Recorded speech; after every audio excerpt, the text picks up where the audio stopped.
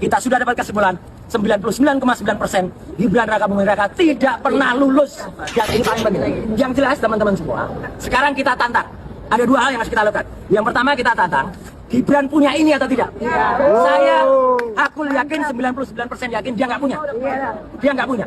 Kalau alasannya hilang, bisa dapat dari sana sebenarnya. Pakar telematika, Roy Suryo kembali membuat pernyataan mengejutkan terkait latar belakang pendidikan Wakil Presiden Gibran Raka Buming Raka. Usai melakukan penelusuran langsung di Sydney, Australia, Roy mengaku telah memverifikasi data pendidikan Gibran di UTS Insights, lembaga yang disebut-sebut tempat Gibran menempuh studi. Hal itu diungkap saat Roy setibanya di Bandara Soekarno-Hatta pada Selasa 4 November 2025. Roy menambahkan, berdasarkan temuannya, Gibran disebut tidak memiliki ijazah SMA maupun ijazah kelulusan dari kampus tersebut. Ia pun menilai hal ini membuat posisi Gibran sebagai wakil presiden tidak sah secara moral dan administratif. Semuanya di bandara yang sudah mengizinkan kita untuk melakukan ini, dan kita balik dengan tertib, kita bubar dengan tertib.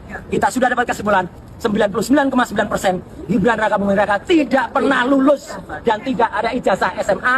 Artinya ini harus dicabut, berarti dia tidak sah atau tidak layak untuk menjadi wakil presiden. Kalaupun ada pasal 18 di keputusan nomor keputusan KPU nomor 19, itu berarti keputusan KPU itu harus batal demi hukum karena melanggar undang-undang. Ya, oke? Sekian, terima kasih. Spanduk dong 1 menit, spanduk. Ya, sekian, terima kasih. Wassalamualaikum warahmatullahi wabarakatuh. Download Tribun X sekarang, menghadirkan lokal menjadi Indonesia.